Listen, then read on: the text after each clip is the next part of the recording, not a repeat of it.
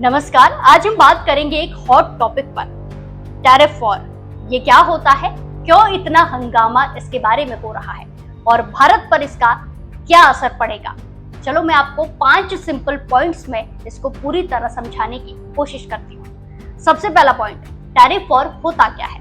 Tariff war एक ऐसा trade conflict होता है जहां जब 2 या 2 से ज्यादा देश एक दूसरे के इंपोर्टेड गुड्स पर हाई टैरिफ, कस्टम ड्यूटी या टैक्स लगाते हैं। साफ शब्दों में कहें तो एक इकोनॉमिक जंग होती है, यानी कि लड़ाई के तौर पर इसे देखा जा सकता है। जैसे इंडिया ने अमेरिका के प्रोडक्ट पर 52% टैक्स लगा दिया, तो अमेरिका भी हमारे सामान पर 27% टैक्स लगा देता है।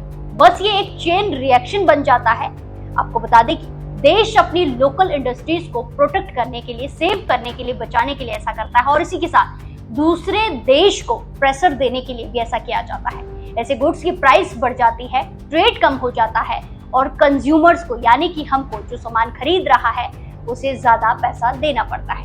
अब दूसरे पॉइंट में समझते हैं कि ये क्यों होता है। टैरिफ वॉर तब शुरू होता है जब देश अपनी लोकल इंडस्ट्रीज को बचाना चाहता है।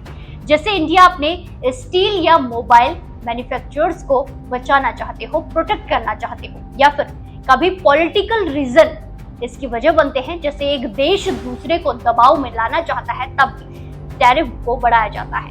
अब तीसरे पॉइंट में बात की इस वॉर का कंज्यूमर्स पर, हम पर क्या असर पड़ता है। जब टैरिफ बढ़ते हैं तो इंपोर्टेड चीजें जैसे कि फोन, कार, यानी कि जो भी विदेश से सामान भारत के अंदर आ रहा है उसकी कीमत बढ़ जाती है। हम कंज्यूमर्स को ही ज्यादा पैसा देना पड़ता है। सोचो नया आईफोन और ज्यादा महंगा हो जाए तो क्या होगा, दिक्कत होगी ना। तो यही सब टैरिफ वॉर के इफेक्ट है।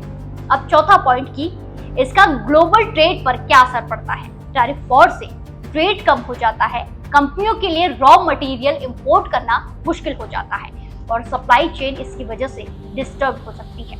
ये ग्लोबल इकोनॉमी के लिए कोई छोटी मोटी बात नहीं है। अब 5वें पॉइंट में बात करते हैं कि इंडिया का इसमें क्या रोल है।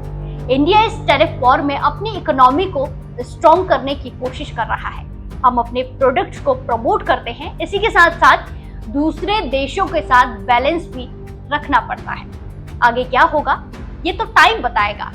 तो ये था टैरिफ वॉर का साधारण सा फंडा 5 पॉइंट्स में। ये एक छोटी सी चीज लगती है, लेकिन इसका असर हम सबकी जिंदगी पर बहुत ज्यादा पड़ता है। अब आगे बात की अभी क्या चल रहा है।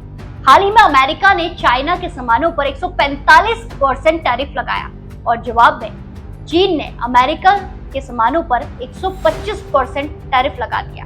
अब सवाल है कि भारत का इससे क्या लेना देना है। भारत तो इन दोनों देशों के साथ व्यापार करता है, तो भारत पर इसका क्या असर हो सकता है, इस पर भी बात कर लेते हैं। पहला, एक्सपोर्ट पर असर पड़ेगा। भारत अमेरिका और चाइना को कपड़े, दवाइयां और सॉफ्टवेयर जैसी चीजें बेचता है, लेकिन अगर टैरिफ वॉर की वजह से इन देशों में मांग कम हो गई तो भारत का एक्सपोर्ट घट सकता है, यानी हमारी कंपनियों को नुकसान हो सकता है।